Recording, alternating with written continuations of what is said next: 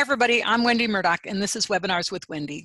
I've been doing a series of webinars during the pandemic to entertain myself, meet people that I know or have heard a lot about, as in the case of my guest today, or just visit with some of my friends. This has been an amazing journey, and it's so nice of you all to send me feedback about the webinars.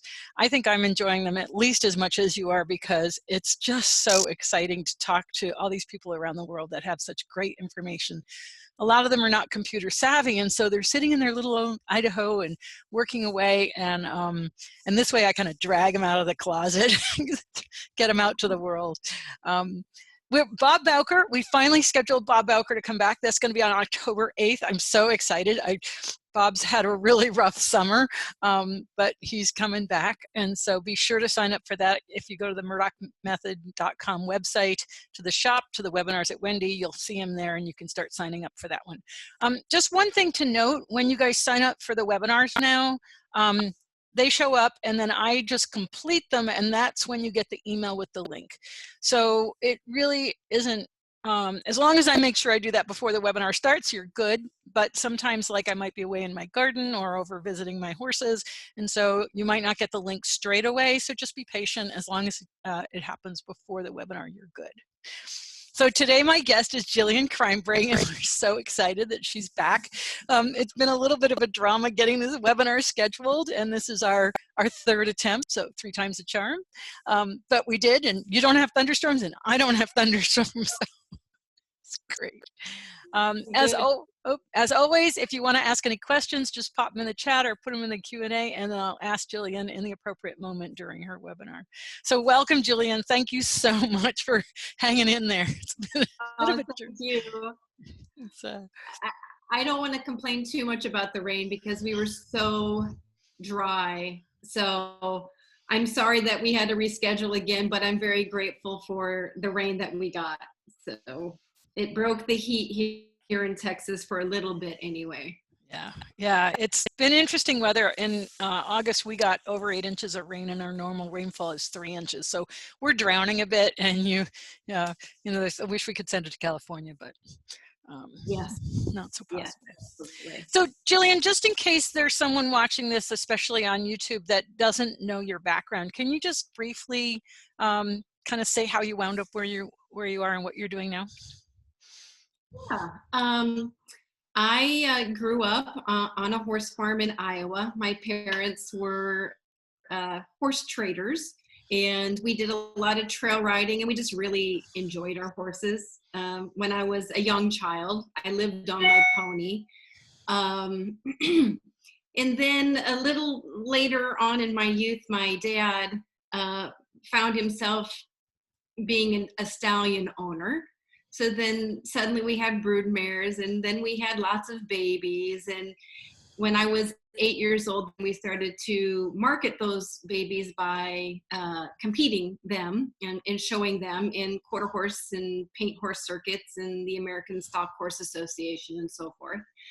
And so that kicked off my show career, and I showed and I loved it, and I had some of the most amazing mentors along the way that just really instilled an amazing work ethic in terms of not being a fair-weathered horse person. And I was just obsessed with all things horses. Went to college on my father's advice to get a degree so that I could afford my horse hobby when I got older.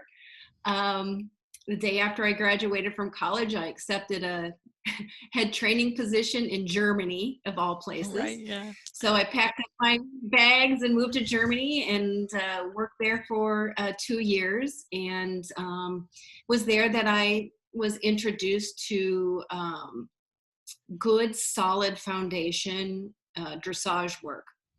And that was my first awareness that things could be done differently in terms of doing it for the horse and not for me and my ego, so to speak.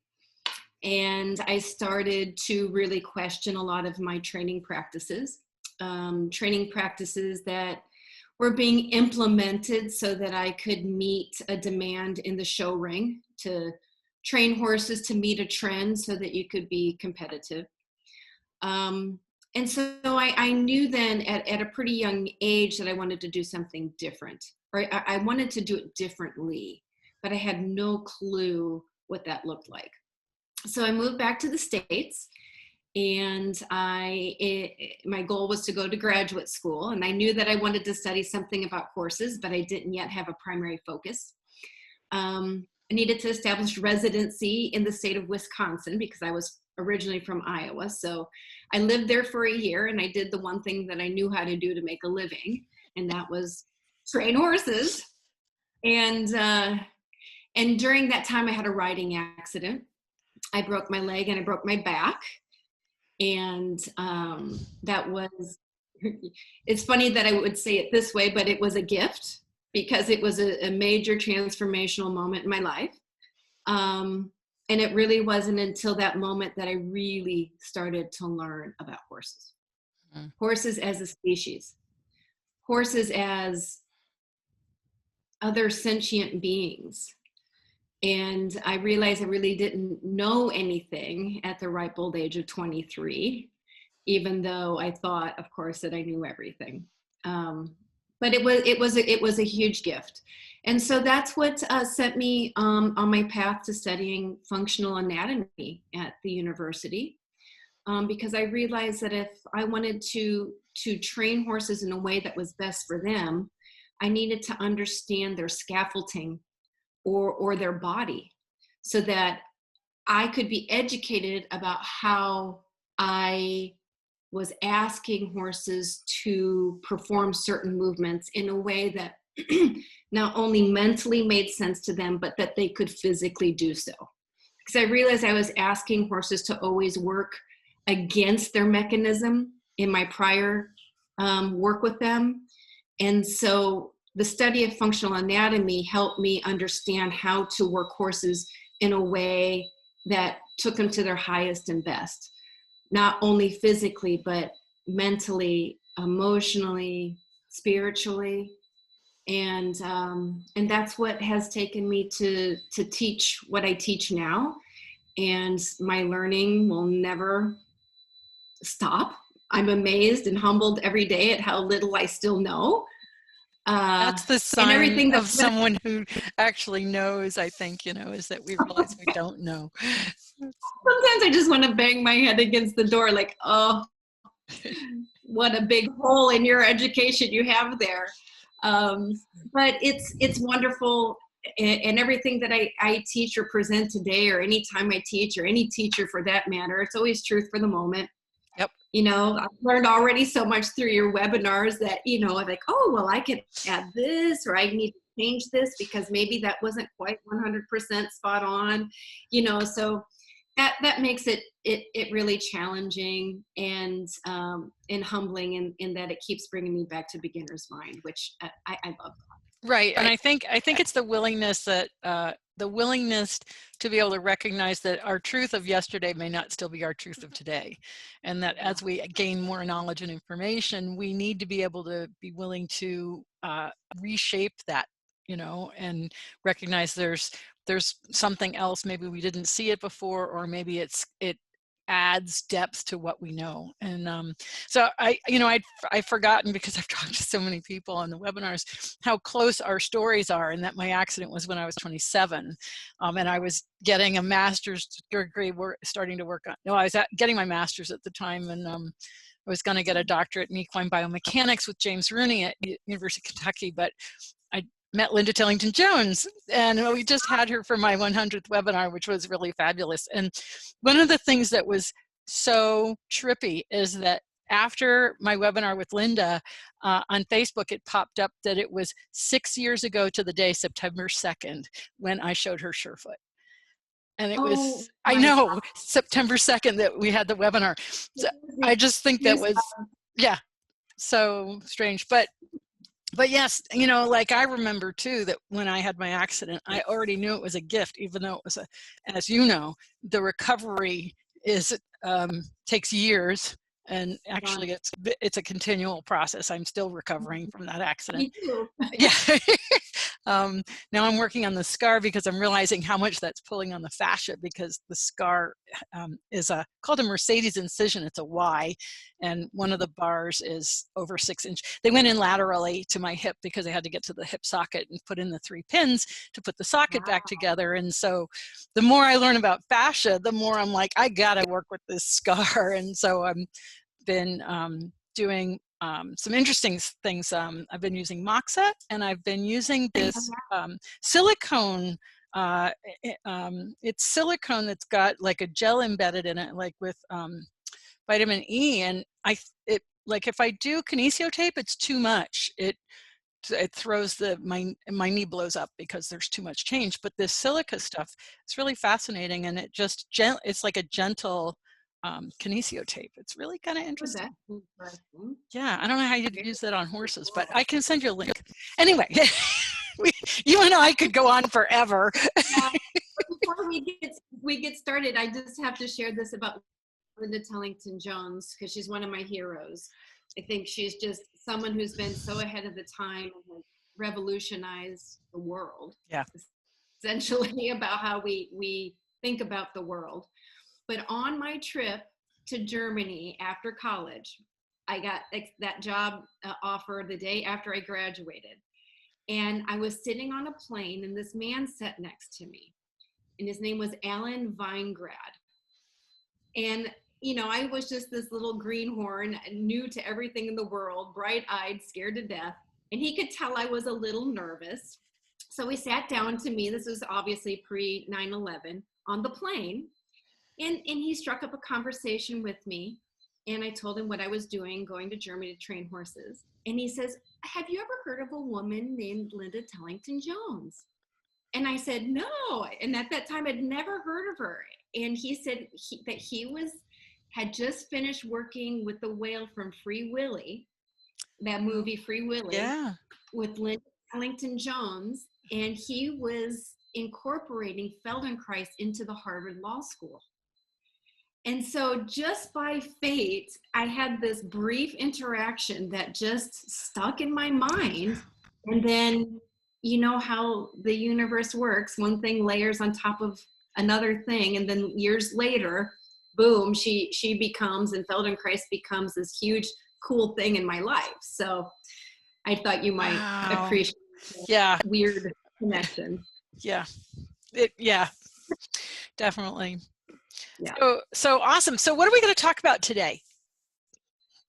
Well, I thought that maybe I would do just a very brief recap of the hyoid, and then move further into the horse's body and look at the horse's Atlanto-Occipital joint, what it is, and its importance to lateral flexion and vertical flexion at the pole. To just try to demystify that, because we need to look at the hyoid first, because if those structures are not released, we won't be granted access to this very sacred joint. So I thought I'd start there and move to the joint. I won't make it too complicated, but I'll just give the basic A, B, C, and D. And hopefully that will give folks an opportunity to think about what they're affecting when they put a cavesson or a halter or a bitless bridle, a hackamore, or a bridle on their horse. And that it's that joint that is so necessary for horses to use correctly, so that the horse can truly bend correctly throughout its body. So Jillian, before we get started, people are hearing a high-pitched feedback. Let me, is it okay if I just check something real quick? Yeah. Because I hear it too. Okay.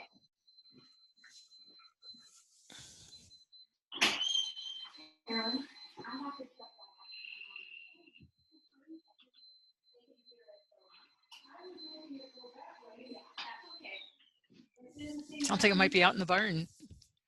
Good. Thank you, Karen. that better? Yeah, what was it? The Zumba. No, the little round vacuum thing. The Yeah, Zumba? yeah. Is that what it's called? Rumba. Yes! Zumba's the dance. Zumba's the dance and Zoom is the meeting, but I get where you're coming from. Dyslexic all over the place. Wow. Okay. Well, that's great. That really made, yeah, because I didn't want to interrupt you, but thank you. Thank you for bringing that up. Absolutely. And Jillian, I just wanted to say that Catherine Wyckoff, who is a Feldenkrais practitioner, and she's trained at UT Tennessee in equine rehab. We don't call it physical therapy because anyway, she's going to be doing a webinar this coming week looking at the nerves that are the vagal and the trigeminal nerve in the horse's head. So that's why I just wanted to let you know, because that's all tying in, and I'm kind of setting these up in a bit of an order right now, because we've got Sharon on Monday and then Catherine, I think it's Wednesday or Thursday.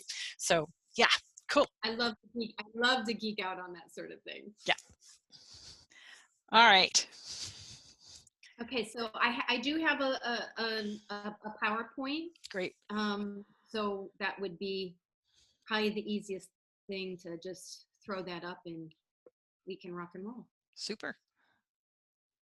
Thank you, Wendy. I'll just see if I will try Facebook one more time here because it's frustrating me. Well, I think that is so cool that you're going to follow up with the nerves, because of course I'm simply talking about skeletal mechanism. I'm not talking about the muscles or the nerve innervation. And so we're just looking at one piece of the pie. You know, it's just one sliver of a greater whole. So I think, you know, nothing operates without the nervous system. So it's great that you're gonna have that webinar. Yeah, I keep wanting to sort of draw the threads together and start to make a fabric. So yeah.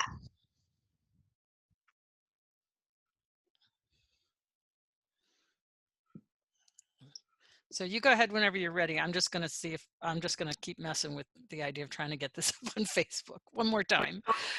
Is there some way, do I hit share screen? Yep, you hit share screen at the bottom, and then you get to pick your thumbnail. And I see it. Very good. There we go. Thank you, Wendy. Yeah.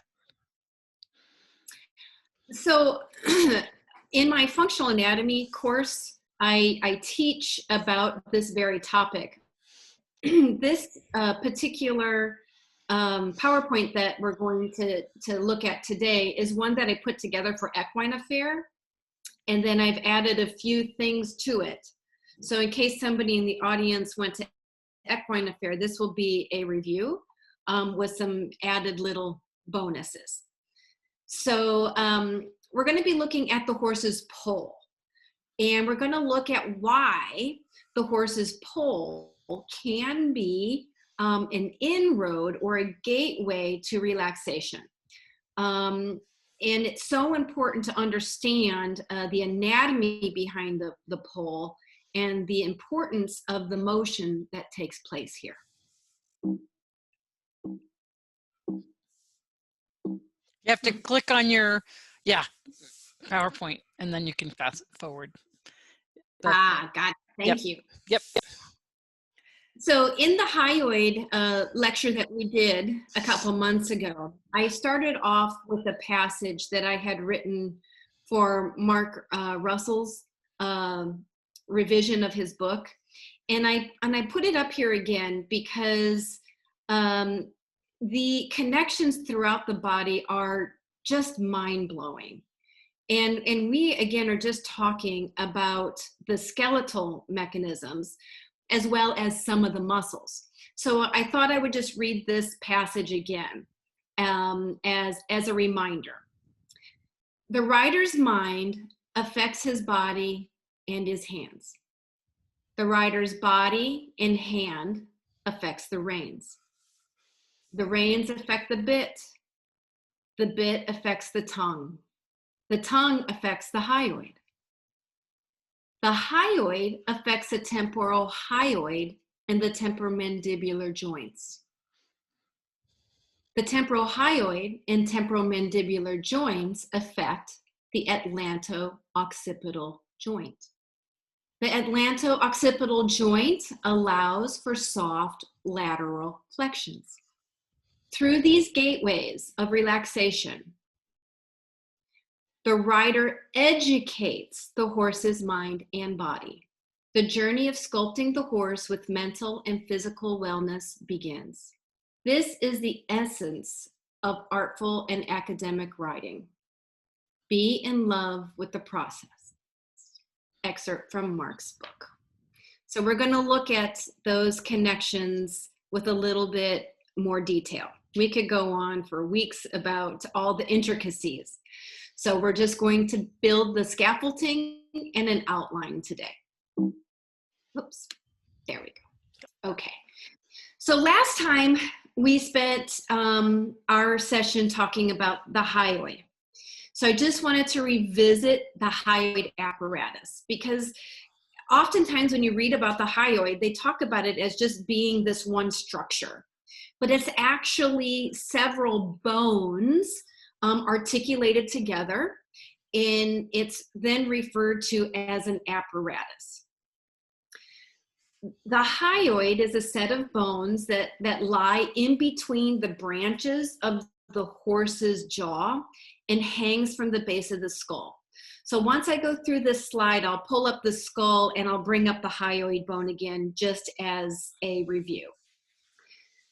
The hyoid is a super important mechanism because it supports and it suspends and it provides alignment for the horse's larynx, the horse's pharynx, and the horse's tongue during breathing and swallowing.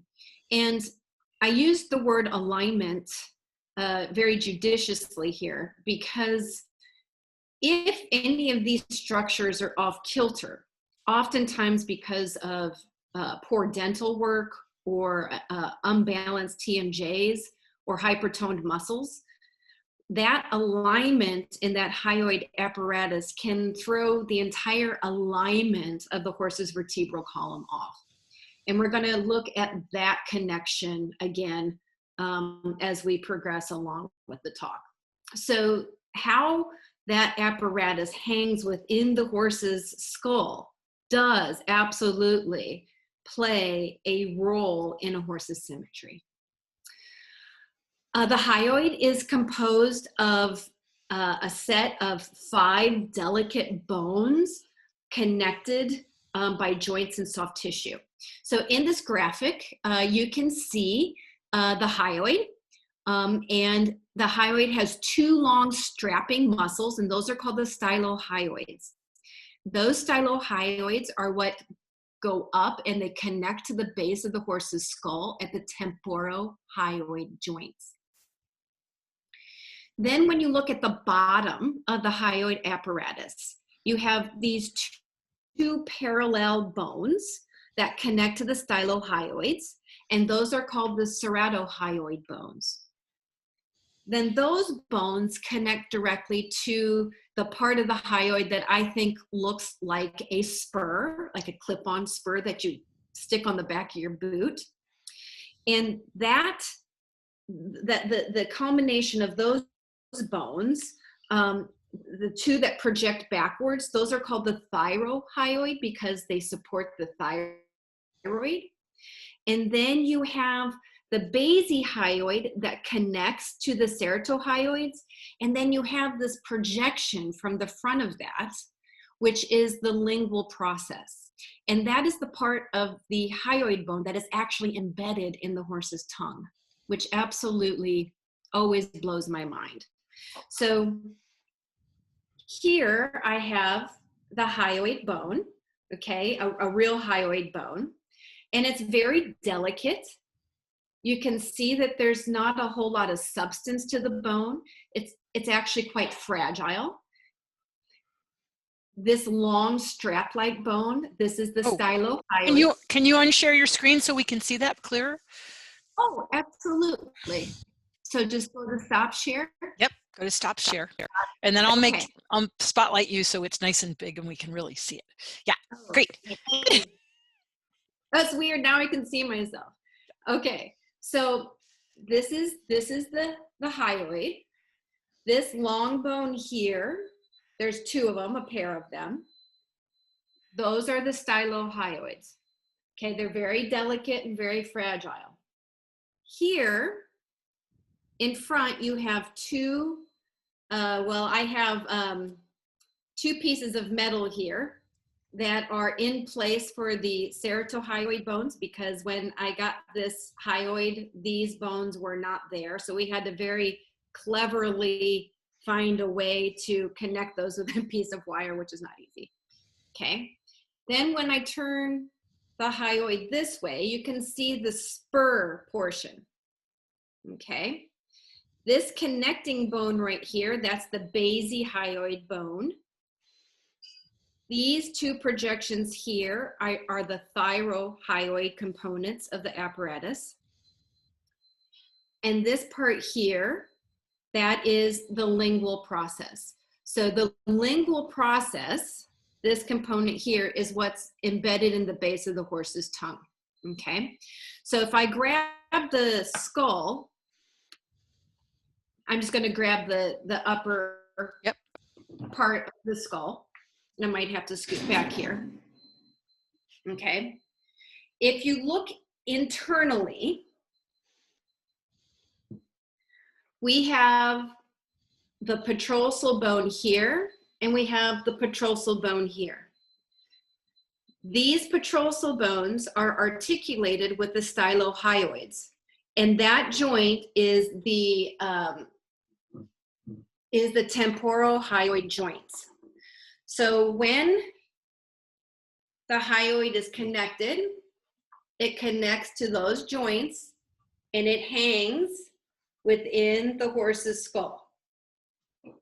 Okay? And then the lingual process is embedded in the horse's tongue.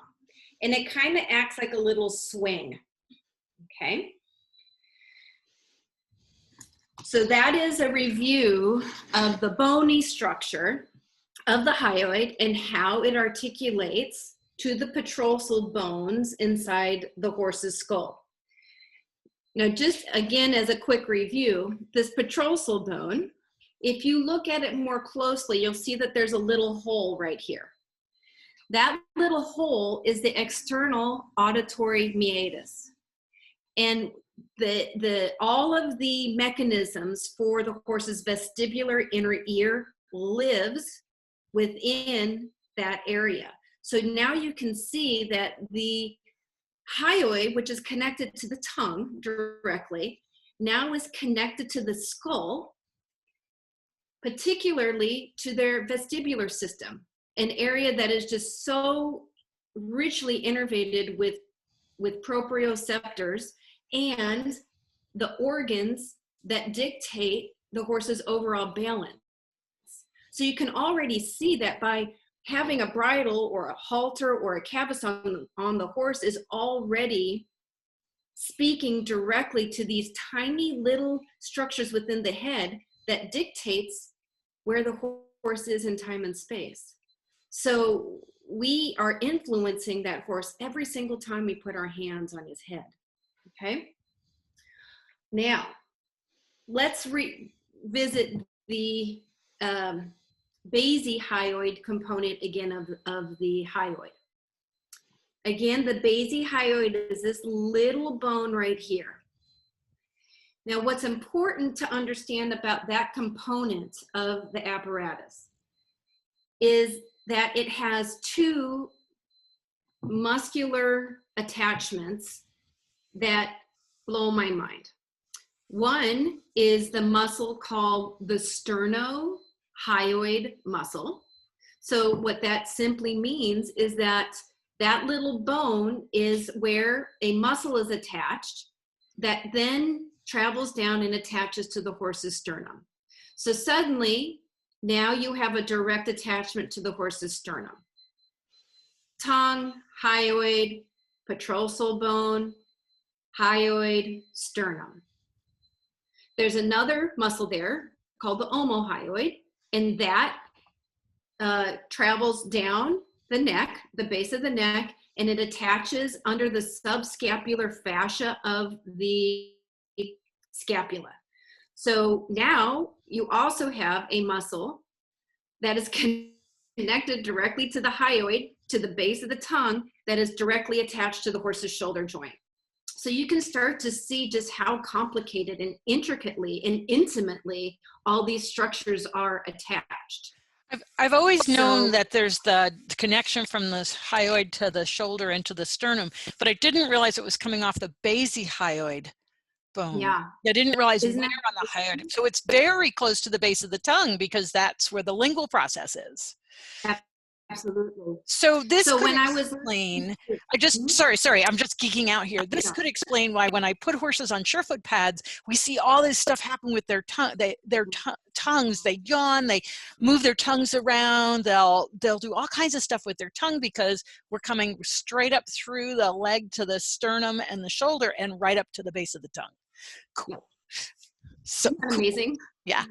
And like when I was watching Hillary's talk on bits, yeah, I was totally geeking out because when she was talking about how some horses will fold their tongue up to buffer the bit against the palate, well, you're depressing the hyoid. That's right. So if you press your tongue down, you can feel the tightness travel all the way down. So as I geek along here, and we get to the other incredibly important joint that I'm not going to spend time talking about today, but it's like the joint, and that's the TMJ. Right. So if you have a horse that's buffering itself because of the bit, you're already affecting the TMJ, you're already affecting the sternum, you're already affecting the shoulders. And I don't know. Well, this is so important because most people think that a single jointed bit is the kindest bit, and they don't realize it has the little, I don't know if you can see the little ears that I'm making with my fingers, but they have the little ears. Now, what Hillary didn't show, I just want to throw this in because I know you're going to want to go look it up. What she didn't show was she had live fluoroscopy of the horses' mouths while they were experimenting with doing the experiment with the bit. So you can actually watch the horse move his tongue on the videos, and I'll have to find the links for those. But what you realize is that he's trying to prevent that joint from jamming into his palate, and so they do all kinds of things. But so many people, and especially in the Western world, they think that a single jointed snaffle is the kindest, but a lot of horses with a low palate, those little ears, they're going to get jabbed, and then they're going to start doing stuff with their mouth to try and avoid the little what Hillary calls the rabbit ears. And so in the dressage world, a lot of people have moved to like the KK Ultra with the link in the middle, that's the lozenge that's round, to avoid those little ears. But it hasn't, that type of bit has not, and maybe you can speak to this a little bit, but has not found its way into the Western disciplines. They go from a snaffle into either a Boselle or a shanked bit, a with a curb. But there's so many horses out there in a plain single jointed snaffle that probably are not very comfortable. Yeah, I would so agree. When my horses get fussy in the mouth, it freaks me out because I know too much now about the connections and also about what it's doing to the nervous system. Right.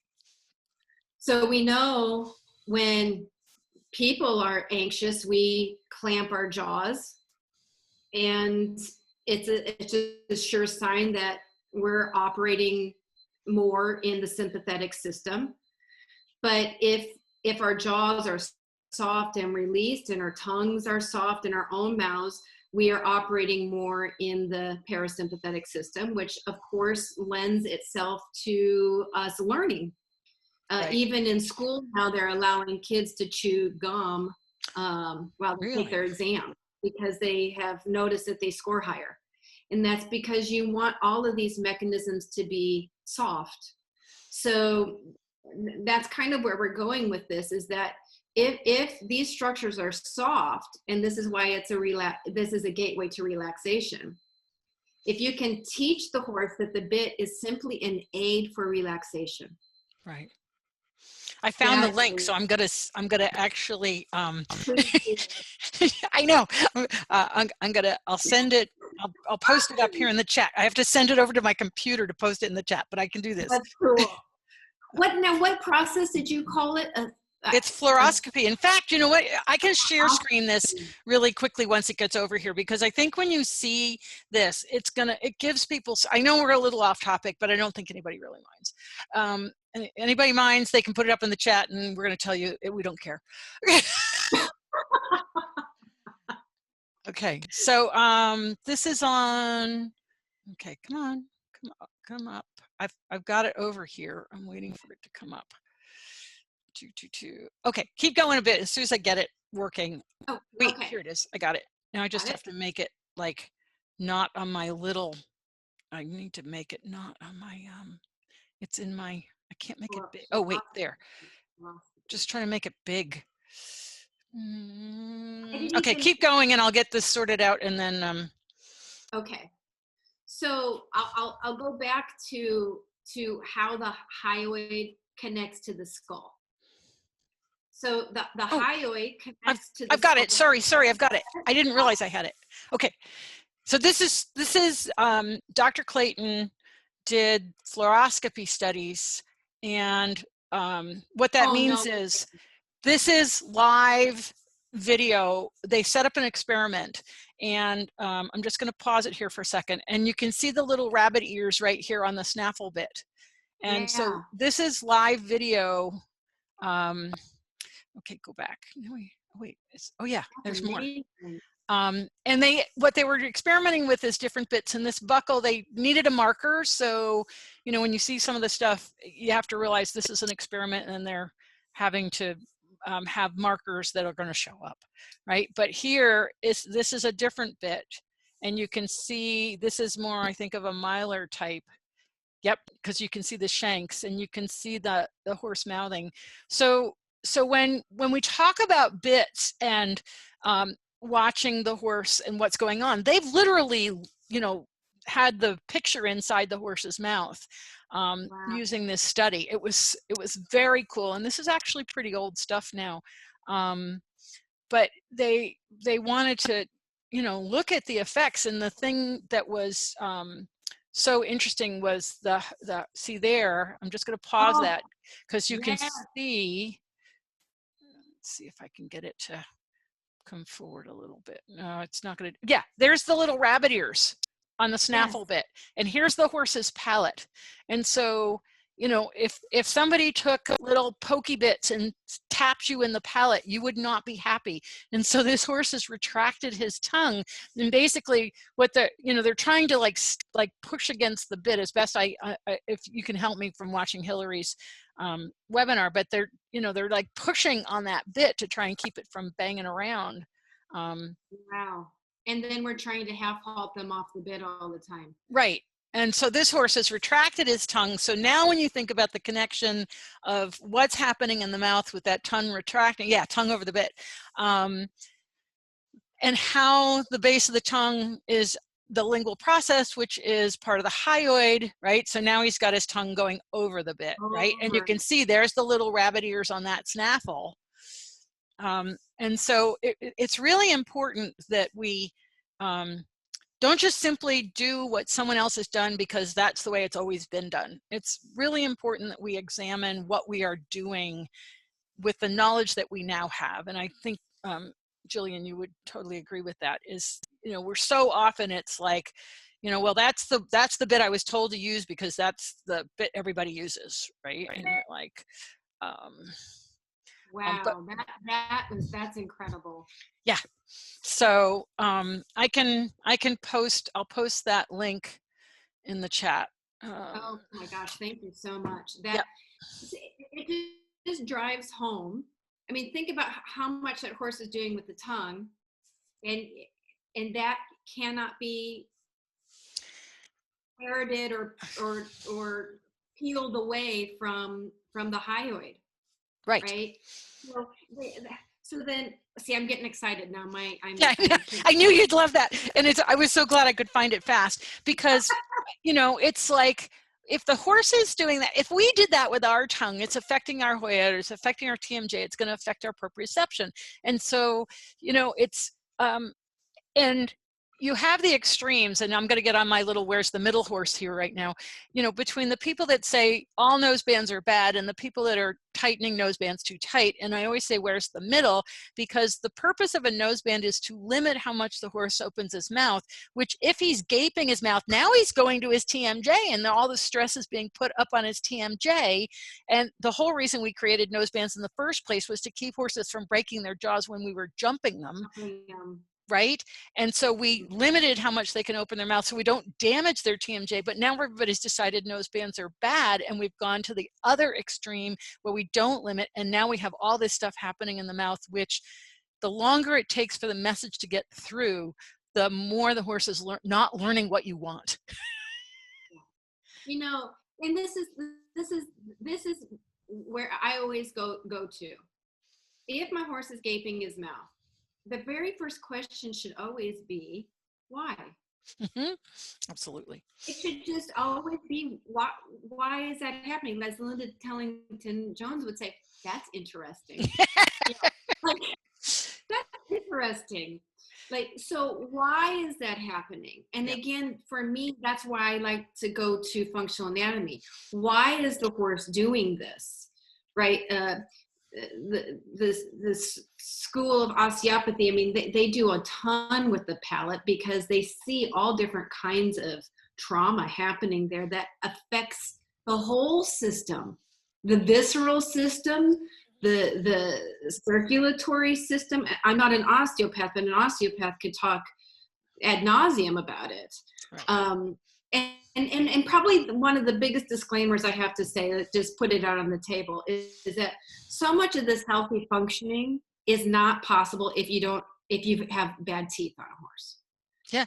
That's not my specialty, but if you don't have a balanced mouth and a balanced TMJ, all of these structures will be off. Like if you think about every single tooth, my friend Elizabeth always has taught me every tooth is a joint. Is that Elizabeth's boss? Yes. I got to get back to her. Because she does osteopathy with dental, so it's like mind blowing. The little joke she always says to me all the time, she's like, you know what I mean? You know what I mean? And I'm thinking in my head, no, I don't. You're like so ahead of me, because she just has so much information floating around in her noodle, Yeah. So anyway, can I just say one last thing? Is that so years ago I was at the Center Riding annual meeting, and Joyce Harmon and I were there, and we were doing a demonstration using the pressure pad with the, dating myself, with the old pressure pad. And I clipped my horse because he was so thick in his coat for the demo, which was in November, and right? And so I clipped him, and then I put a wool blanket on for the first saddle, which was a Western saddle. Well, his mouth was super, super busy, and everybody came up at the end to tell me all the things I should do to solve this problem. But what no one realized was that I gave him rug burn with the first saddle pad. And so all of the stuff happening in his mouth was a result of the rug burn. The hair was just all burned. And so when you ask why, the answer may not always be in the mouth. The answer may be somewhere else. And so it's really important to keep the question open as to why, and not just instantly think that it's a bit problem.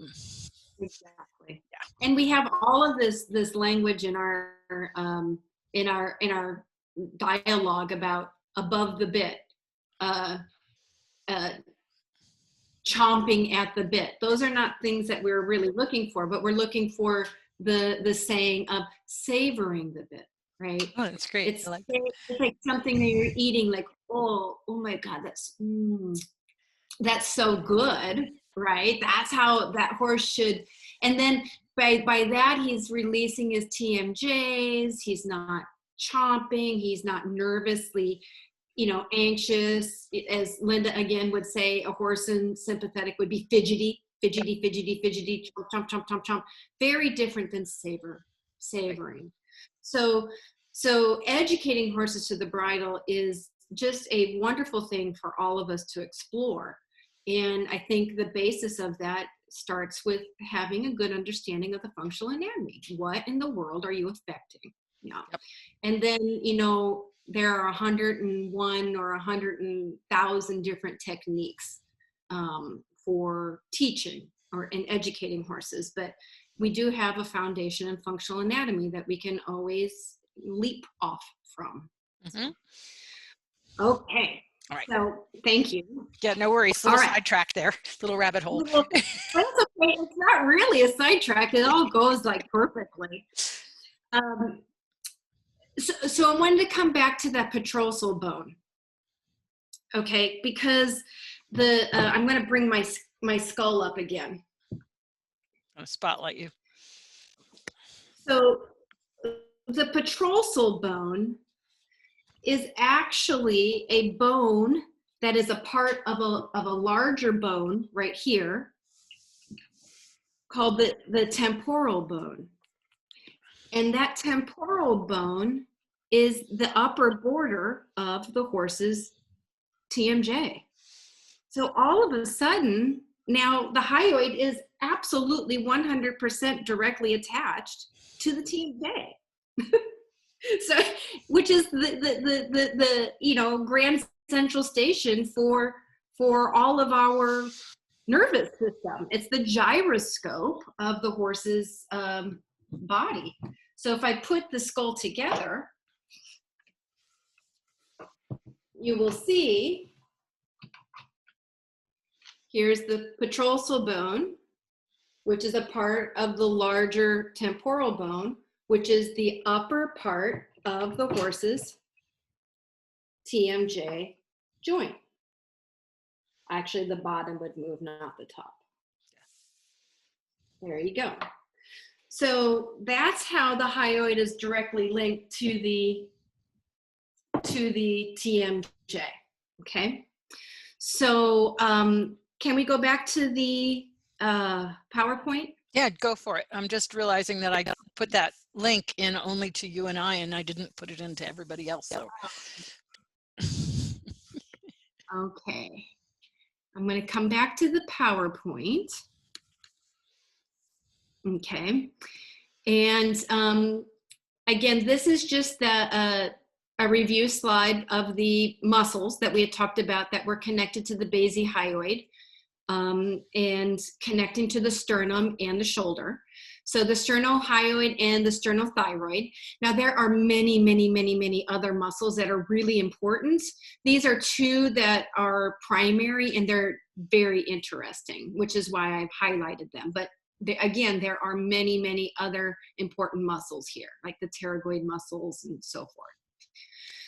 So it looks like the sternohyoid and the sternohyoid are like kind of pulling the bottom of the swing, whereas the muscles that are going to be attaching the top of the hyoid are kind of counterbalancing that. It's an interesting counterbalance, isn't it?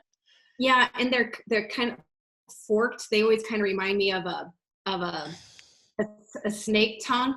You know who has a really good graphic is Pam. Oh, she's coming back. She has a great story for us. Pam has great visuals of the hyoid and the muscular attachments, and she did a lot of work with Dr. Carrie Ridgway.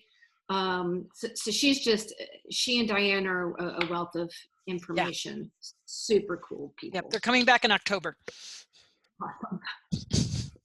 Yeah, I've been stalking their webinars as well. Oh, good.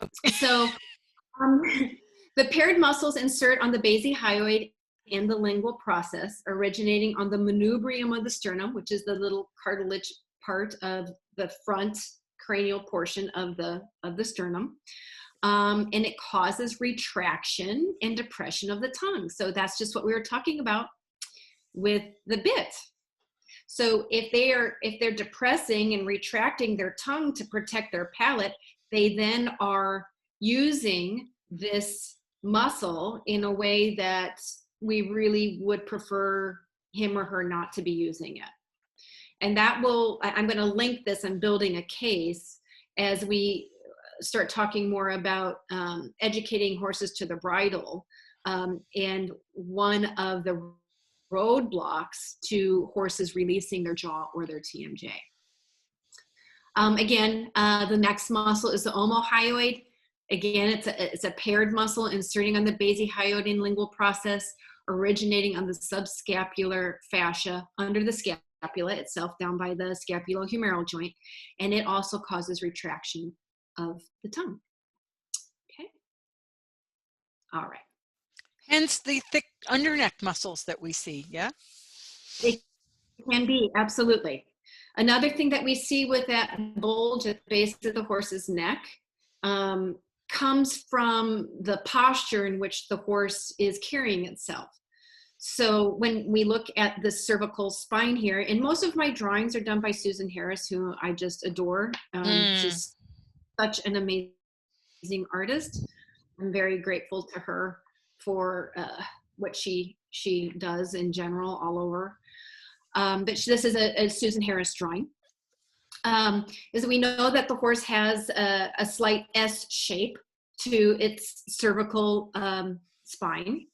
And that slight S shape can come in various degrees, meaning some horses have a more accentuated cervical shape to its spine. Some horses have a straighter neck, but in general, they all have a S shape. And horses that have a very accentuated S shape, where the base of the neck is very deep and very long, that posturing of the neck, either because it's being asked to move in that way, or because that's its anatomical arrangement from birth. If that lower curvature is very accentuated, that can also give the appearance of horses that have that big dip at the base of the neck. So that was something that I learned in my research at the university, because I studied the neck, and what I was interested in was how do the muscles develop in the neck as it relates to the posture in which the horse uses its neck. So when the horse uses its neck in a particular kind of way, it will have a very characteristic muscle patterning that indicates that the horse is using itself well. Or if the horse is being ridden in a way that isn't a good posture or a healthy posture, it will develop other types of muscular developmental patterns. So the way that the muscles develop, it tells a story of how the horse is using its anatomy, either for its benefit or not for its benefit, or based upon a pathology or an injury, so that the horse is protecting itself in a particular way. We can also see certain developmental patterns because of that. And it's easy to look at muscles in isolation, but that's not the reality. Everything works in relationship to one another. So it's better to look at patterns than it is individual muscles. Mm-hmm. So in that research at the university, I was looking at the sternocephalicus and the brachiocephalicus as muscles that get overdeveloped. For instance, if the horse is being ridden in absolute elevation or hollow or what have you. But what we learned in our research was it had more to do with the actual posture than it did the development of the muscles, which I find very, very interesting. Because if the horse inverts, these muscles are actually getting more elongated as opposed to hypertoned. Oh, wow. Yeah, it's super, super interesting. So, yeah. And there'll be tons more research done on that. And that research was a long time ago, but you know, it was a real eye opener to me. So, yeah, so much of the outward appearance of the horse that we see is a byproduct of how the bones are arranged or how the horse is using its anatomy. So I'm always looking at muscle patterning. It's not the answer to everything, but it can be a wonderful indicator of certain movement patterns, and you can really see a story in how the muscles are developed. And then of course, over time, if they continue to use the muscles in that way, we start to see those changes on a bony level, which is what Pam and Diane are seeing. So once we start seeing that, we know that that pattern's been going on for a pretty long time, or they were born in that way. So sorry, I got totally off track again. That's okay. That was good. I'll come back. Okay, so the cervical spine. So we're going to move from the hyoid. I just showed how it connects then to the TMJ. Even though I'm not going to talk about the TMJ, just know that it is also incredibly important. And we're going to kind of skip over the TMJ, and now we're going to start looking at the AO joint, or the Atlanto-Occipital joint, and then the next joint, which is the AA joint, or the Atlanto-Axial joint. So just to give a brief background, horses have 7 cervical vertebrae. They form a shallow S shape. The vertebrae are very important because they protect the spinal cord. So they've got the main spinal cord running through it, and then there's foramen that come off the side where all the peripheral nerves exit and enter to go to Grand Central Station here at the brain. And I believe, it is my belief, that the neck is the most misunderstood part of the horse, because it's a part of the horse that gets just terribly abused. Yeah. Again, which is what a study in functional anatomy is good, so that you are not taking the horse's body into places that it really shouldn't repeatedly go, which we see in a lot of different horsemanship styles, let's say. The neck is one of the most mobile structures in the horse's body, along with the tail. But the neck is incredibly mobile.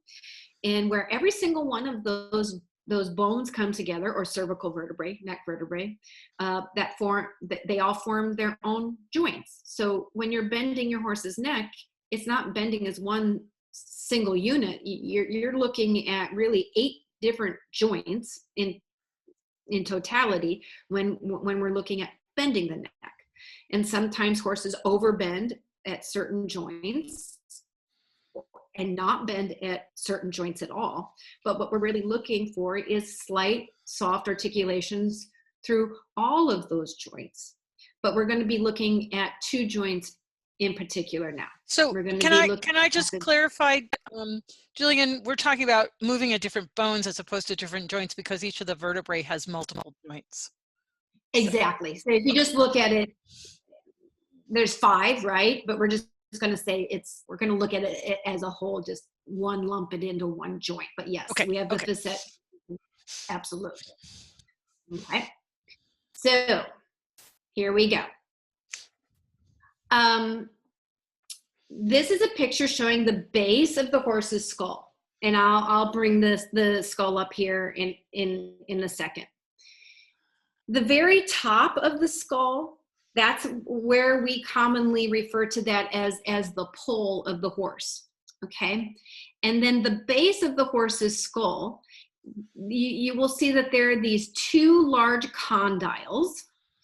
And there's a big hole in the middle. Well, that big hole is the foramen, where the spinal cord enters into the brain. Okay. Now, these 2 great big condyles, they're very important articular surfaces, or articulating surfaces. So whenever I say the word articulate, it just means where 2 bones come together. And these condyles are important articular surfaces because this is where the first cervical vertebrae articulates or comes together with the skull. Sometimes the skull, from certain camps of people, they actually refer to the skull as the first vertebrae in the body. So it is sometimes labeled CO.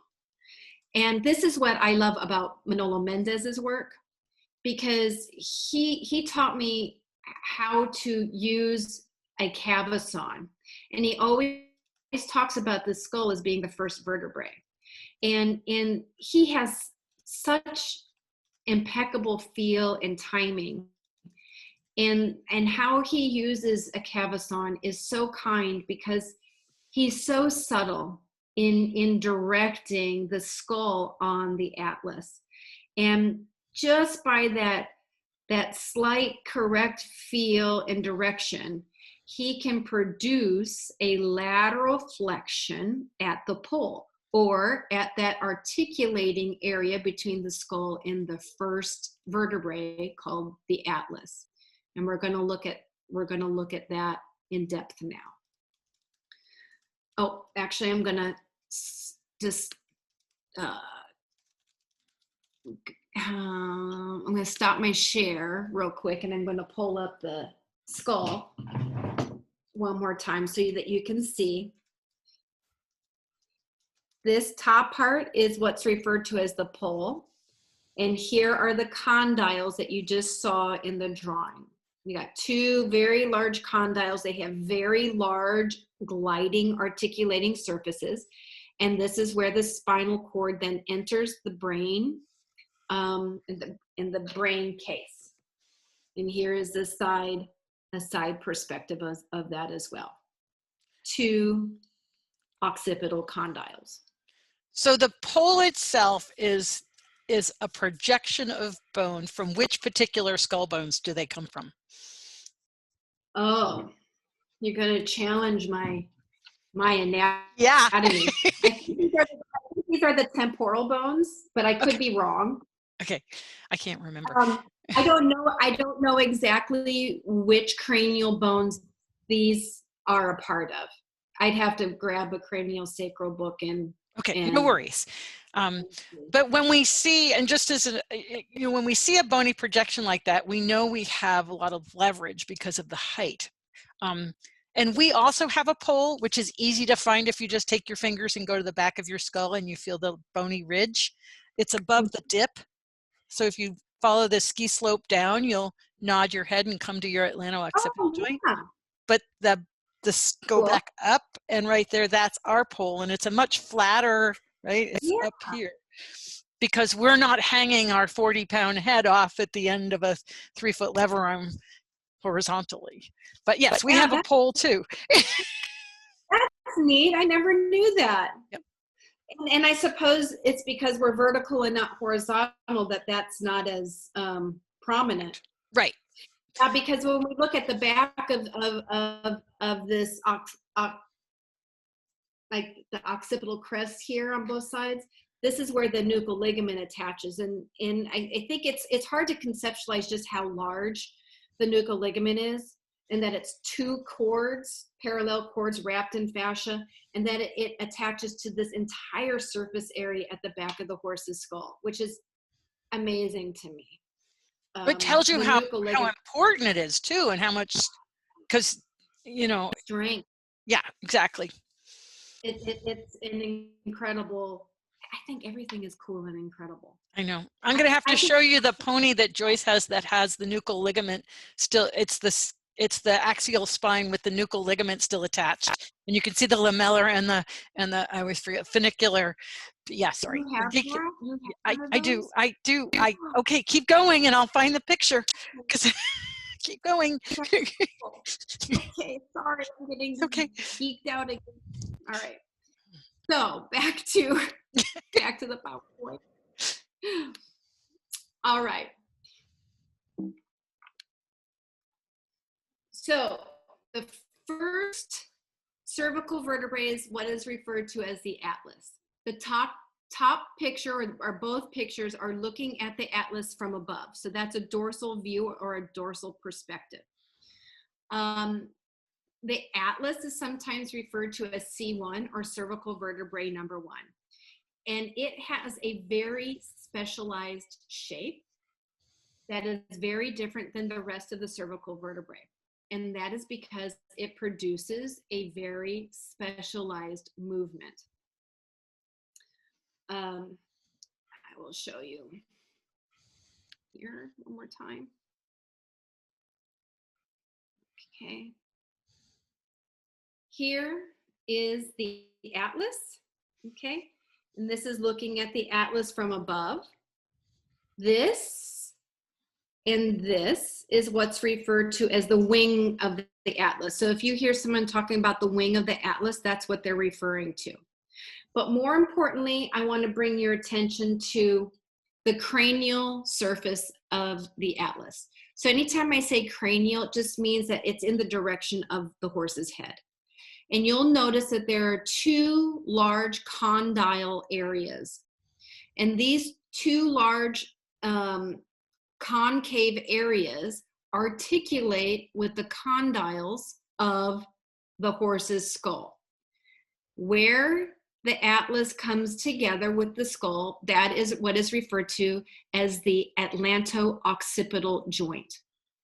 And again, because this has such a specialized shape, it produces a very specialized motion that is really, really important to us as riders, because it is here that lateral flexion takes place.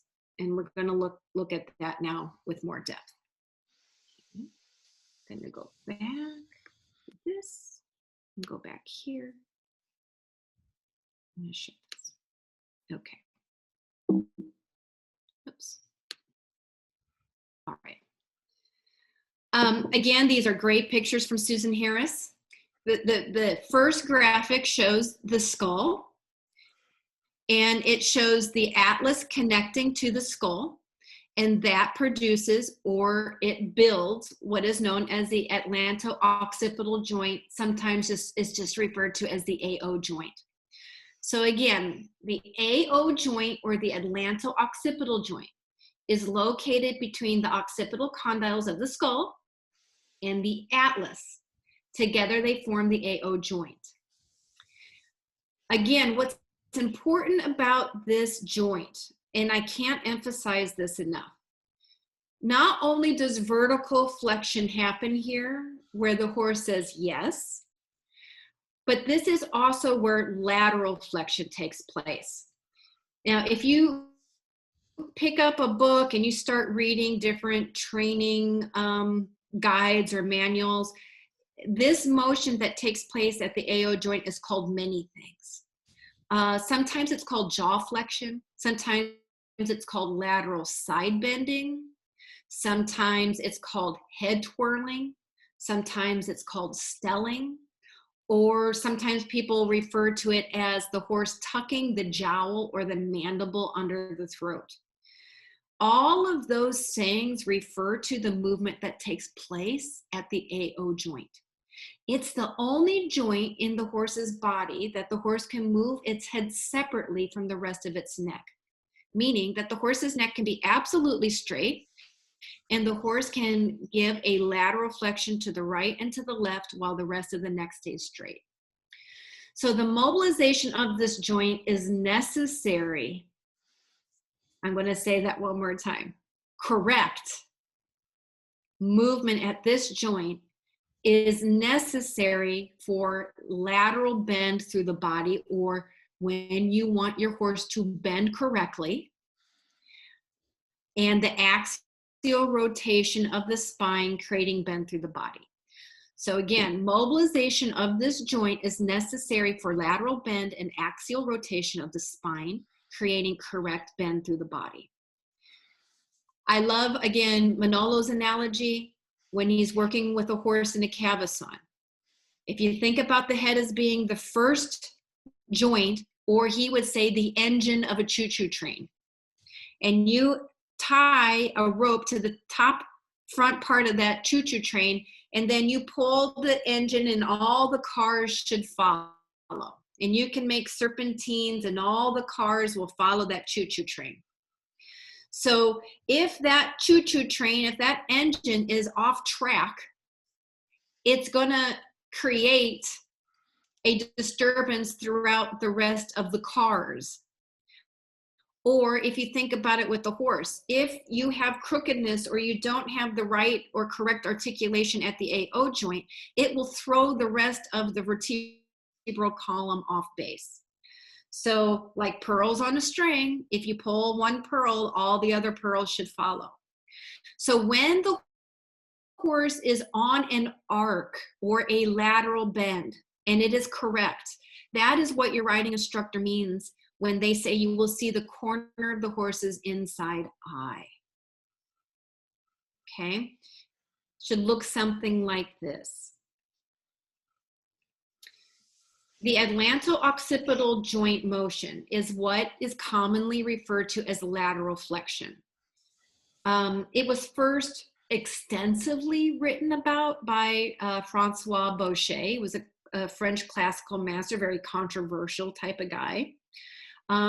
He referred to them as jaw flexions. Now, in the beginning, I thought, oh, you know, in all my infinite wisdom, Boucher is not correct because it is not the jaw that is flexing. We're looking at the AO joint. Oh, what a silly old Frenchman he must have been. But then what I realized is I have my Lusitano gelding Ginobili, and when I would ask him to arc to the left, he would so beautifully articulate and give me a lateral flexion at the AO joint. But every time I went to the right, he would block me and he would jut his mandible towards me. And I couldn't get that same softening at the AO joint to the left as I did to the right. And I noticed he would jut his jaw towards me, and then he would actually give me a side bend between C2 and C3. Well, out of my frustration, I stuck my finger in his mouth, and he licked and chewed, and he opened his TMJ, and boom, the lateral flexion happened at the AO joint. So the lesson that Ginobili taught me that day was, if my horse is locking in his mouth, the tongue, the hyoid, or the TMJ joint, he will not be able to soften at the AO joint into a lateral flexion. And so when Francois Boucher talked about jaw flexions, flexion is what throws us off. But what he realized is if the horse was not soft in the TMJ and in the mouth, he would not be able to get a lateral flexion and the softening of the top line so that the horse could be shaped. So when a horse softens into lateral flexion, he releases any bracing patterns that he's holding in the muscles of his neck and top line. Hence, it is a movement that brings a horse into relaxation. You've maybe heard from other instructors that the horse must release his top line. This is one way that you can teach your horse to release tension in his top line. If he is not giving you a correct lateral flexion at the pull, it is because he's holding tension somewhere, or he has pain somewhere, or he's being blocked in his mouth because of a possible dental issue. When the horse softens into lateral flexion, during this movement, the horse will lengthen muscles on one side of his neck and engage others on the opposite side. That is where the start of lengthening the outside of his body on a bend occurs. So this needs to happen for the horse to bend correctly, if you're really talking about it happening throughout the entire spine. So these pictures, I think, are really cool because the picture, the first two pictures are showing what a lateral flexion would look like if you were riding your horse. And the one with the skeleton, you can see that the mandible or the jaw of the horse just slightly tucks underneath the horse's throat latch. And that's where you would see the corner of the horse's inside eye. The next picture shows a correct lateral flexion, and when the horse is truly giving you a correct lateral flexion at the AO joint, the ears will stay on the same plane. That's a pretty good indicator that the horse is correct. And then the picture, the photograph, is my mare Arena, and she's just learning to soften slightly through the mouth, through the bridle, into a very gentle lateral flexion at the AO joint. And then there'll be a little bit of bend through the rest of the neck, but you will notice that her nose does not bend beyond the point of her shoulder. Thank you. Thank you So so that is as much. much bend as I would want in my horse's neck right there. I'm, you know, this is such an important point for people to realize, because so many people think that their horse is correctly bent when the nose is well past the point of the shoulder. And can you talk about that a little bit, because that is so commonly done now? Yeah. So remember when I was saying that that horses, when they quote unquote bend through their cervical spine, that it happens through all of the joints? When a horse overbends, he's typically overbending between C6, C7 and the thoracic inlet, or between C7, T1, T2. Sometimes they call that breaking at the base of the neck. And what that's going to do is you lose your soft arc. And if you think about electricity travels gently on an arc. But if you have a sharp bend in a wire, it's going to create what's that called? A short. It's going to short out. So if you overbend the base of the horse's neck, there's a short in the energy that's traveling through the horse's body. And when the horse overbends there, he cannot help but to put more weight through the outside shoulder, and then the horse will become crooked. There's a reason why straightness is higher in the training scale. That's because it takes time and patience to teach a horse how to correctly laterally bend through his body. If a horse is consistently toggled from side to side, I have heard that being described as a horse being suppled. That is not a supple horse. That is hypermobility. And anybody who does body work will know that anything that is hypermobile actually is a weak structure. That is just another form of roll cur, but it's lateral roll cur. Thank you. And again, that's why we study functional anatomy, so that we understand what we're asking the structure to do. So to hypermobilize is actually creating weakness, and you're not building the postural strength that is needed for the horses to carry us in balance or degrees of collection, which makes it easiest for them to carry our weight. Okay. And let me just, I think you've already addressed this, but somebody's asking, how does this affect the movement? Yes.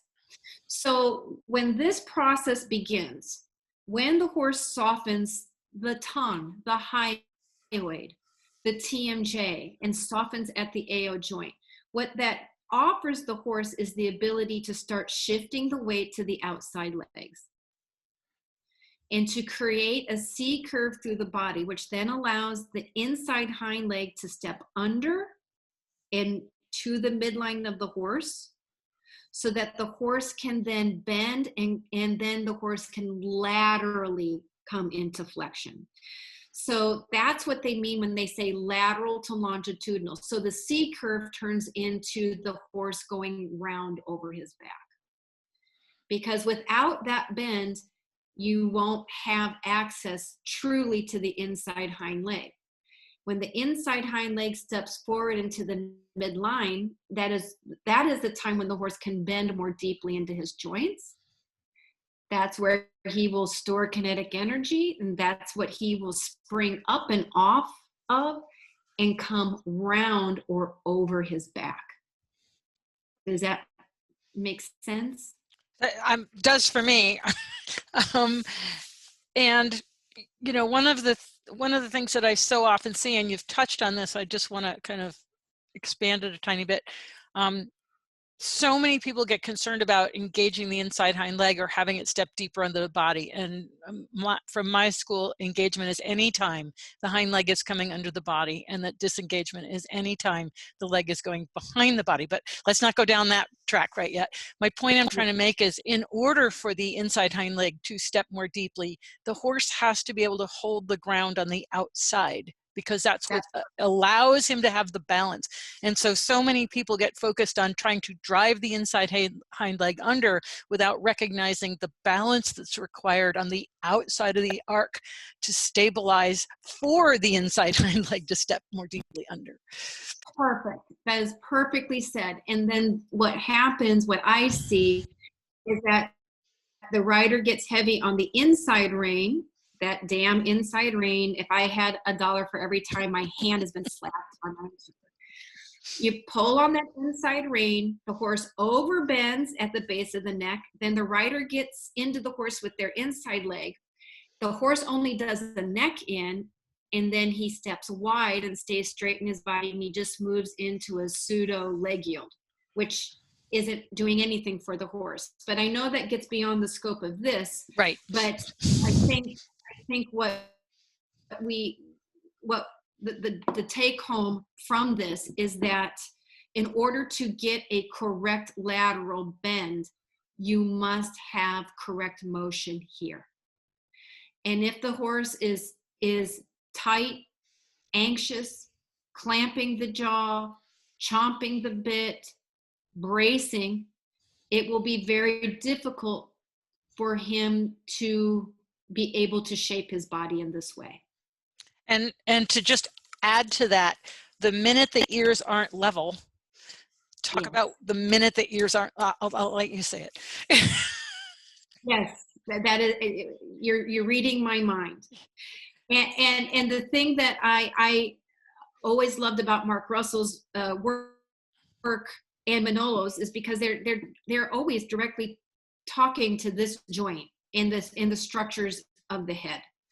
But what Mark emphasized to me when I first met him was, I kept saying, well, I have to get the hindquarters. I have to get the hindquarters.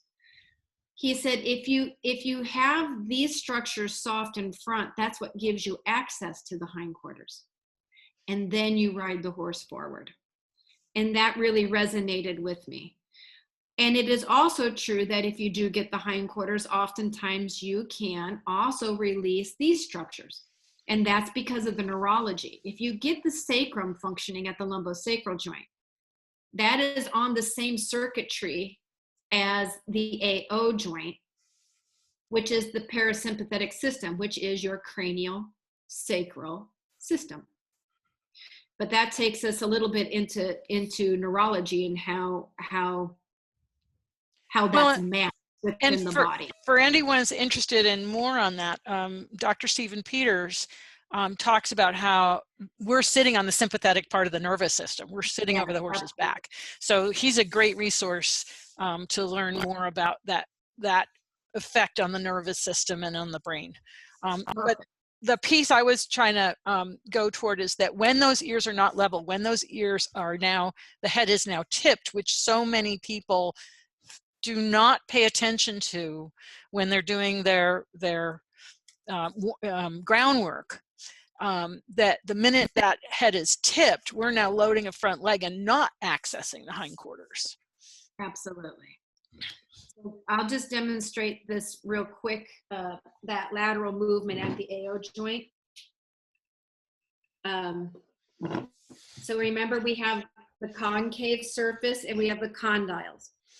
These structures come together, and sometimes it's easier to see this from the front. This is a horse creating a lateral flexion at the pole. Lateral flexion right, lateral flexion left.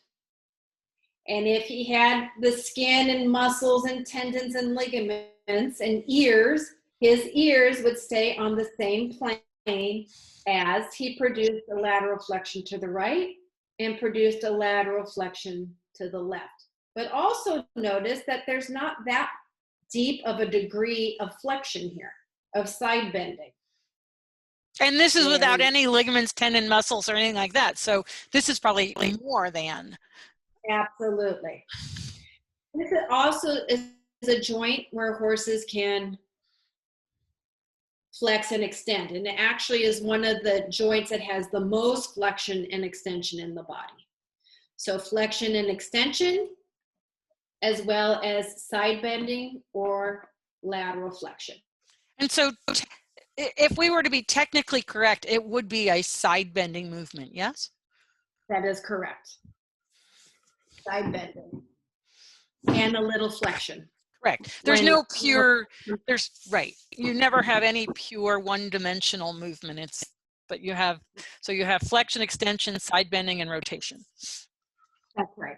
And if I were to be really technical, when the horse flexes to the right, there would be a slight axial rotation of the atlas away from the direction of bend. Very slight. So that's why sometimes if you put your hand on the wing of the atlas and your hand on the bridge of the nose, and you ask the horse for lateral flexion, your palm will slightly soften because there's just that tiny little bit. An osteopath or a chiropractor could talk more extensively about that. Yep. All right, now we're going to get to your tipping here, Wendy. Oh, cool. Oh, cool. Okay. But before we get to the tipping, let's talk about the next vertebrae. The next vertebrae is C2, or it's also referred to as the axis. Like C1 or the atlas, it has a very specialized shape because it too produces a very specialized movement. So C1 and C2 have specialized shapes for specialized movements. C3, C4, C5, C6, C7 have the same shape unless we have some sort of malformation, okay? So again, the second vertebrae is called the axis, and it is sometimes referred to as C2. Now, what's cool about this vertebrae is that this is the top part of the vertebrae. It has a tall dorsal process, but if you look at the front, it has this amazing gliding surface here and an amazing gliding surface here. And when you look at it from a lateral perspective, you see there's this projection here. This is called the dens, or sometimes it's called the thumb. And this articulates with the caudal portion of the atlas, or the back part of the atlas. So now let's look at the back part of the atlas. It also has this incredible gliding surface. So when you articulate these two vertebrae together, if I try to side bend these two vertebrae, it's impossible. There is no side bending motion between C1 and C2. You'll have to be careful because sometimes some anatomy books will say that this is where lateral side bending happens. It doesn't. This joint produces a very different movement. This joint produces a rotation. Okay? So, or if you see your horse tip its nose, that is happening at this joint. So let's look at that with a little bit more detail here. Okay, doot. All right. Bloop. All right. So where the atlas and the axis come together, that is the Atlanto-Axial joint, or the AA joint. This joint allows the horse to rotate or to tilt his head, which is very important. Because if the horse tilts his head here, he's moving those vestibular systems that live within that petrosal bone. And this is a movement that is very, very, very natural to horses, and he should have this motion possibility. It's just that we don't want him to do that when we're riding our horses on a bend, because it will make them crooked, okay? So there is no side bending between C1 and C2. And this is what it looks like if you are riding your horse and your horse gets crooked or out of balance, or you have the tendency sometimes to ride heavy on your inside rein, or sometimes you try to bring the outside rein over the wither. It will cause the horse to rotate at the AA joint. So if the horse articulates at the Atlanto-Axial joint, the horse will twist his poll. If he twists his nose to the right, most likely he will throw his weight onto the left shoulder. If he twists his nose to the left, most likely he will throw his weight to the right shoulder instead of being balanced on a curve or a C curve. This twisting creates muscle tightness if the rider is pulling, and it is often the result of crookedness or pulling and holding the inside rein. Horses will not travel straight on a curved line if they rotate the AA joint. And I know that gets confusing because when we hear the word straight, we think straight. The only way to get a horse straight is never to ride him straight. So this is what that looks like. Again, beautiful illustrations by Susan Harris. You will notice that the ears are not parallel in these drawings or in the photograph. So if I were to show you with the skull what that looks like. So Jillian, if a horse is restricted at the C1 AO joint, okay, he's going to basically resist the tucking of the jaw. We're going to see him bulge his jaw or push on his jaw. But so the ear tipping, I guess I was a little ahead of you there. The ear tipping is really what's happening at the rotation of C1, C2. That's where okay, got it. Yeah, I mean, that makes sense. I've just kind of lumped it all together into one thing. And this is great because it's more specifically broken down into what the function of each of those joints is. This is awesome. And the other thing that will block this is teeth. If they cannot articulate their jaw, or they're being clamped down too tight with their jaw, because remember, the jaw has to be mobile. It's their gyroscope. So that jaw has to be able to have anterior and posterior glide as well as lateral excursion and have balance. And so if that is off, or we've seen horses that have asymmetry in their condyles. Some horses can give a lateral flexion very well in one direction and not so much in another direction. Hypertoned muscles, problems in the hyoid.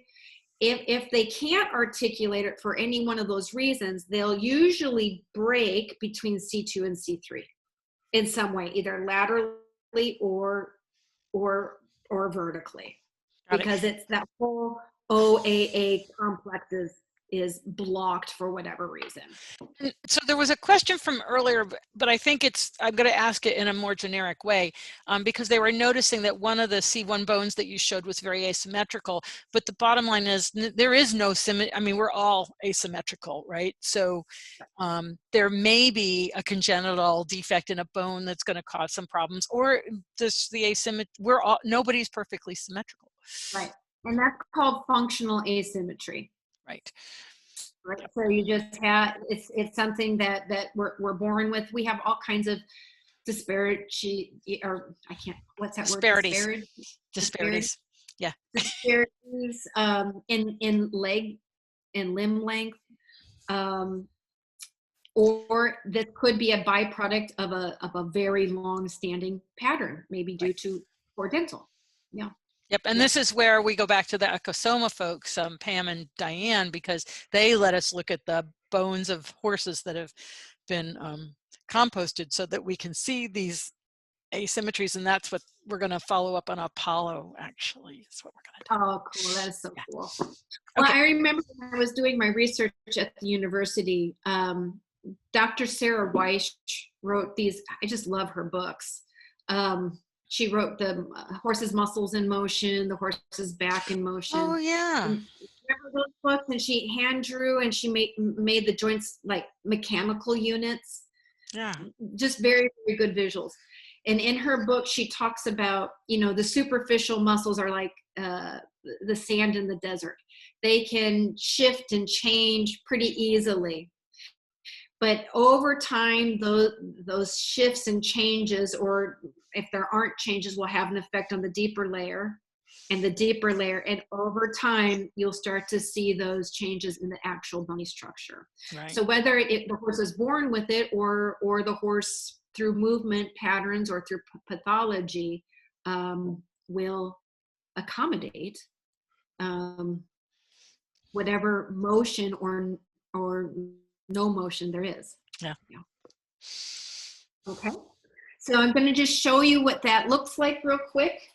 It's a little hard for me with only one hand. Usually in class I have somebody help me here on this part. Yeah, we don't want him taking a dive here. That would be bad. That would not be good. Okay. But when the horse articulates the AA joint, you get this motion. Can you see that? Yeah, because his nose is now coming toward and away from the camera. Yep. You get that motion. And you can see how the wings of the atlas are actually twisting along with it, because that's where the rotation's occurring, is at that joint, because you're holding C2 still. Yep, we can totally see that. The atlas is not slightly rotating away from the direction of bed. So I know that AA joint is locked. From the front, it would look like this. Yep. Yeah, so just turn it sideways so we can see close up where the, yep, can you bring it closer to the camera, just from the pole to C2? We don't need the bottom of the skull. Yeah, and now do your rotation again, if you can. Yeah, so people can really see how the wings of the first vertebrae are moving, because there's no movement between the AO joint. It's only happening at the AA joint. Yeah. Versus this. Excellent, well done. And now my muscles are tired. Yep, no, that's fine. So do you know John Zahorik? I don't. Oh, he's the guy who created Anatomy in Clay. Yeah, we talked about that. I'm so going to do that class. Okay, so he had, if I recall this, I got this from him. He's thinking that when you look at C2, you know how it has the dens, that was actually originally part of C1 and somehow converted, if you will, to be part of C2, because C1 is a very oddly shaped vertebrae. And if you look at all the rest of them, they all have the back part, you know, the ballish part. But what he's saying is that somehow migrated from the first vertebrae to the second vertebrae, which isn't, you know, I mean, I know it's a really interesting theory, and I'm not sure if he has, you know, so long ago, it's the early 2000s when we did those courses. So, but I've never forgotten that piece, because it makes sense, because nature's so conservative, and all of the others have the ballish joint at the back of each vertebrae, that it's like it just shifted over so that we could gain this incredible rotation. That's so interesting. Food for a couple thought. Weeks ago, teaching in, where was it? New Hampshire. Yeah. Samantha, who's a Masterson method instructor, she's great. She brought a giraffe vertebrae. Cool. So I took a bunch of pictures of it. I didn't put it in this PowerPoint, but I had both the giraffe C2 and the horse C2 together. And it was so interesting, because if you look at to me, C2 looks like a queen with her collar. You know, yeah. But you'll notice that there is a valley here, right? So that tells you that there's only so much rotation that happens here. But in the giraffe, this isn't there. And if you Oh, look at how a giraffe moves its head yeah. when it's grazing and licking, it has so much more motion there. And I just find cross-species comparison so interesting because it really tells you about their motion possibilities. Absolutely. And I'm just always shocked. And this again is why this is so darned important, because if you understand how it moves and how it's supposed to move, then suddenly you stop asking the body to do things that it's not possible Great. for the body Great. to do that. Absolutely. And this is the only joint design in the entire system that is this. I always talk about the tab in the hole, right? It's the I like only one that can do that. And so Hillary's done studies where they looked at the degree of movement in each of the joints and which plane of movement they had. And of course, this is the has the most rotation of any of the joints in the spine. Obvious because of the design, it's the only one that's the tab in the hole. Yeah. And and it's a horse shouldn't have movement there. It's just that that's not what we're looking for when we are training them. Right. I mean, if you watch a horse eating grass underneath the fence, he better have movement there. Yes. And they're very good at that. Very, very. They're very, very good at that. My tubby little Lusitano girl, she's very masterful at that. Yeah. Well, and also reaching back to get a fly, there's got to be that rotation as well as the side bend, right? So it's got its purposes, just when we're riding, it's maybe not the best. Oh, so somebody did ask, I just saw, I get so sidetracked. So keeping the ears level is important, question mark. Yes. It's an indicator that the horse is giving a correct softening at the AO joint as opposed to the horse tilting and articulating the AA joint. Now, it can be a little, you have to really watch, because a horse can also be jutting his jaw and giving you a side bend between C2 and C3. And I've seen people think that the horse is soft, but the horse isn't. So one of my teachers once used this phrase that just cracks me up. You have to almost be a pit bull on a pork chop about this, right? You really want to focus on teaching a horse to release the jaw so that you can be granted access to this motion possibility at the AA joint. So when you educate a horse to the bridle, the first thing that Mark taught me and what Manolo taught me is that softening at that AO joint. And in Mark's work, it was just a slight lift, or the French school, just a slight lift with that bit in the corner of the mouth, just to release the tongue in the AO and the TMJ. And then very gently guide the joint in the AO joint into the lateral flexion. So that's why we teach them that very early on, so that if in the training process the horse gets very anxious and nervous, you can stop and soften the jaw and soften the AO joint again. And it really helps to hit the reset button. It's okay. Find your relaxation. Find your release. Now let's play again. Oh, you're getting tight. You're getting braced because you're anxious. I'm not communicating, or this is hard in a way that you're having a hard time understanding, or maybe you have a physical something that's bothering you. Let's stop. Let's find that release and that relaxation again. So we try to put that in right away. So instead of me focusing on always, quote unquote, disengaging the hindquarters, I spend more time here because I know that that's my gateway into the parasympathetic mode. That's my gateway into helping horses find balance. Anytime a horse is out of balance, he's going to go sympathetic, right? So that's an important part of the horse's anatomy to be very familiar with.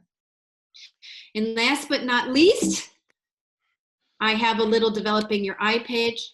Oh, yay. Just so you can start to see. So that you can see which horses are twisting, and you see the horses that are softening the jaw and softening into a lateral flexion.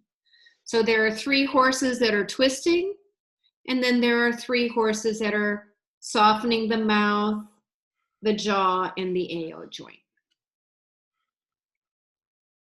So the horse in the upper right, or the left, the gray horse, you can see the rider trying to take the horse to the left by using the right rein, and that is tilting the horse's head. Again, on the bottom, but below it, the chestnut horse, the horse's ears are tilted and his nose is tipping to the right, and his weight is falling on the left shoulder. The horse up in the middle is very gently softening the jaw and going round through the body. So that's an example of an elementary lateral to longitudinal posture. The horse in the middle on the bottom is doing a beautiful job of staying up in the shoulder, giving a nice lateral flexion. The ears are on the same plane. The horse is engaging deep from behind. The horse in the upper right, the rider is in a shank bit. By the way, you cannot teach lateral flexion in a shank bit. The mechanics of the bit does not work that way. So when the rider takes the left rein against the neck, it tips the horse in the opposite direction. The horse then falls on the right shoulder.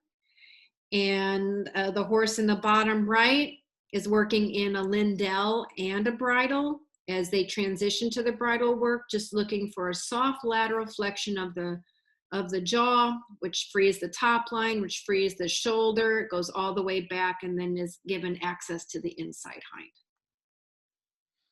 So that's all I have for you guys. That is so awesome. I love the examples at the end so people can see the differences. I think it's great. Yeah, I think comparison, I mean, that's certainly how I have to learn, is by looking at comparisons and contrasts. And yeah. then it helps develop my eye. But then if I know the anatomy behind what's creating the motion, then, you know, it just becomes more clear. I can have the X-ray vision to see, okay, that's what's happening with the structure. And then that's what's giving me the outward appearance of the motion that I'm seeing. So I will find the photos of that skeleton. It was a prep to save the ligaments. It has its own little story about it. It's not. Oh, yeah, that's cool. But I will find it and I'll send you the pictures, because you can see and the other thing is you can see the 2 sides of the nuchal ligament, because so many people tend to think it's a single structure as opposed to a parent structure. So I love that. Yeah. I have one other quick story just to give an example of the importance of the releasing of the tongue, because remember, the tongue's a muscle. The tongue, the hyoid, and the TMJ into the AO joint. So for anybody who studied with Mark, you'll get a kick out of this. Mark would wait on a horse for an hour if he had to. So he would have, on the ground, he'd have the outside rein and he'd have the inside rein.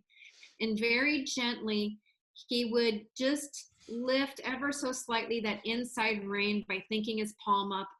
And he would just wait for the horse to release the mouth and the TMJ.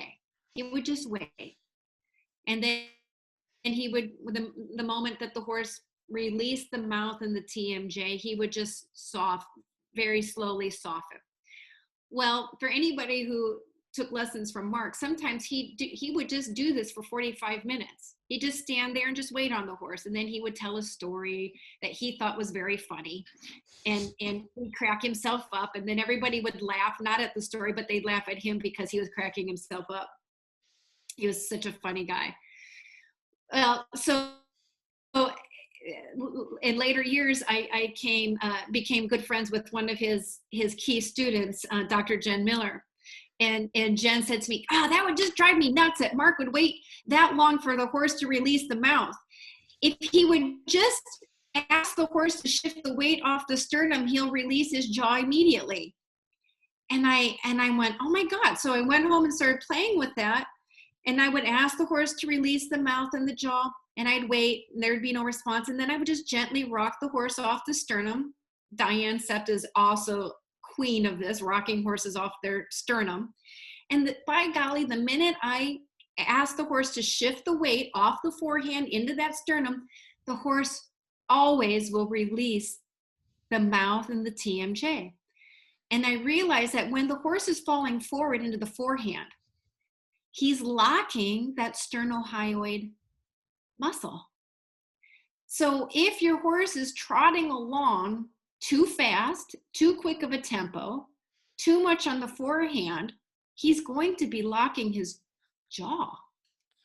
But if you can teach the horse, another reason why a correct half halt is important, because it gives that horse that moment to rebalance off the forehand, and then the release of the jaw, the mouth, and the AO joint comes.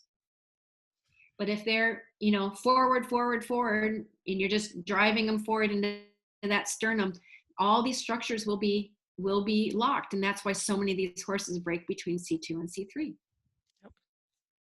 So that was that was just a huge aha moment for me from Dr. Jen. So I, appreciated that so much. And I thought, well, gosh, if Mark was here today and saw that, he'd have a blast with that. So, yeah. Yeah, I think you bring up a really good point, that we need to honor the principles, but that doesn't mean we can't find more expedient ways to make it clear. Yes. And Arthur Cottis, I've spent many hours with him, and he would say, take your time, but don't waste your time. And so, I love that. Yeah, and it's exactly that. Because, with the Spanish, when he was there, time was the thing they had the most of, because it was a state-run institution. It wasn't privatized like it is now. So they would take whatever time the horse needed. But in that luxury of excessive time, one can get into inertia of not doing something that could expedite the situation in a way that clarifies it. And I think that's with the sternum, you're just clarifying that to the horse so that you're expediting things in a positive way to make the connections clear. It's like a light bright. I like to use that analogy. Like you put your light bright here and here and here, and all of a sudden the picture starts to come together. Like, I love that when that happens. And I have certainly, have wasted my time, I guess, by I have been afraid of asking for too much, right, or not getting it right. And so, like with my horse Ginobili, like, I waited too long to canter him more because I was just afraid I wasn't going to do it right. And I remember Manolo saying to me as well, he said, you can go too fast with the horse, but you can also sometimes go too slow. Right. And where's the middle, right? We're back to where's the middle again. We're back to the middle. Somebody asked, do you have a picture or something that you can show where the horse is breaking at C2, C3? It's hard to do with the skeleton because you have to break where there isn't any bones. Yeah, and I didn't bring my third cervical up to my office. And I do have a picture buried somewhere on my computer. I'm afraid it would take me too long to do. Yeah, it's pretty easy. The pole won't be the highest point. In other words, if you look at and Jillian, I don't know if you talk about relative pole height versus absolute pole height. But yes. Relative pole height means on the line of the arc, if here's the head, the pole is high. But if it's C2, it's going to be high here in the neck. And no matter where this head is, this point is higher, not this point. And so Amy Chapman is just asking if what you described with the sternum is called rocking them off the sternum. I'm sure it probably has a lot of names. That's what it is. Yeah. Just getting them to rock their weight off the sternum, which this is where they live naturally, is on the sternum, because when the horse grazes, he's down 18 hours a day. He has that incredible nuchal ligament that supports the heavy weight of the head and the neck, so he doesn't have to use a lot of muscular effort. And he's a little front end heavy. And what we don't realize is that when you're little front end heavy, if you notice a horse grazing, he'll take a step, he'll take a step, he'll take a step. He's creeping forward as he grazes. That's the most natural thing in the world for a horse to do, because it also helps with his digestive process. Yes. So when we have a horse in a cross tire, we're getting him ready, we're riding him, again, because they're front end heavy, it's the most natural thing in the world for them to do that. But if we want them to start shifting their weight back, we have to teach them to shift a little bit more equally the weight onto the hindquarters. And probably a Frisian horse is where that, because they're designed for driving, to see that turkey breast sternum is so obvious. If you want to see an example of kind of the sternum really protruding forward, a lot of Frisians have that just because of the genetics and the style, what they were raised to do. All right, well, we've come to the end of 2 hours. It's easy to do. It's really easy to do. And but it's really fun, and I appreciate the ability to kind of wander off these other little bits and pieces. Like I said, I will find those photos, or I can just go photograph it again because it's up in the barn. That skeleton lives in the barn. Joyce actually got the leg preps that are beautiful, but the axial skeleton. So I'll just tell you the story of it really briefly, because the prep was done at MSU and it was a new prep, and so Joyce had ordered it, and then when she was supposed to get it, it disappeared. The skeleton disappeared, the body. And this was prior to 2008, because I was organizing 4-day workshops at Hillary Clayton's called the Dynamic Horse. So we'd go up there and I'd have 20 people and we'd listen to Hillary for several days and wander around the lab. Well, this one time I went up, I think it was the last time actually, somebody said, we found Joyce's skeleton. And when I got it, it was in a black plastic bag, and it was found in a stairwell. And and the problem is that it wasn't left straight. So it's in a permanent bend, but the beauty is you can see what happens in the ribs when a horse goes into correct bend, because the ribs, the design of the ribs, I can't do it with my fingers. It's like your Venetian blinds. They kind of feather together on the one side and they expand on the other. So I can actually take pictures of the ribs and show you. And of course the ribs at the front are broader and thicker than the ribs at the back, which are very tubular. And this horse had a thoracolumbar vertebrae. We lost one of the ribs that came off of it, but you can see the nuchal ligament. So I'll take some photographs of it. That is so cool. I would love to see that. It's really, really cool. Maybe I'll bring it in the car when I come down in November. we're driving, so but we got to give it a name. Our skeleton is Mrs. Wiggles, because she's not very steady. Okay, yeah. Oh, somebody's like, yes, bring it. It's the coolest thing, because the nuchal ligament is still rubbery, and it's like, it's fascinating, but it's such a fabulous teaching tool. It's really great. Awesome. Oh, yeah. Please do bring it. Okay, I'll try. I would totally geek out on it.